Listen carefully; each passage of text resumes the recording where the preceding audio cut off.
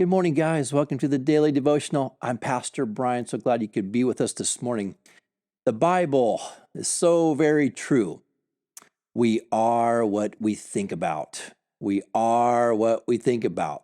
You see, we're constantly talking to ourselves. It's called self-talk. And experts are telling us that the internal dialogue that you carry on with yourself is about 1,300 words a minute. That's a lot of words you're saying to yourself. We only can speak audibly 150 to 200 words a minute.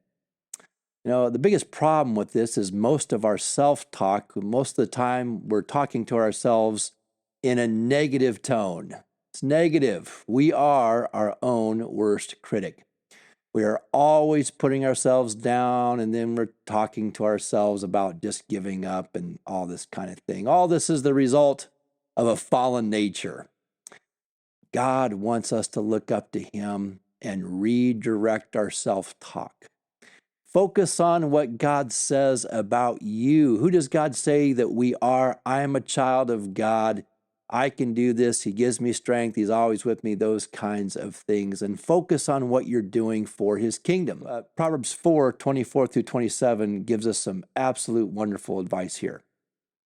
Put away perversity from your mouth.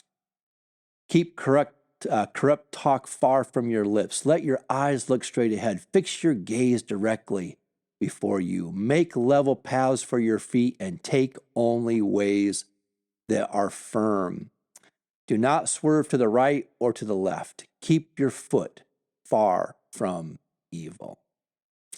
The only thing that I need to do today is move forward.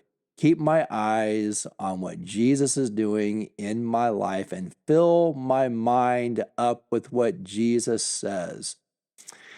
Our minds are fallen, right? Our thoughts come from a fallen place. So I must focus on what Jesus says. And Jesus says, hey, I'm for you.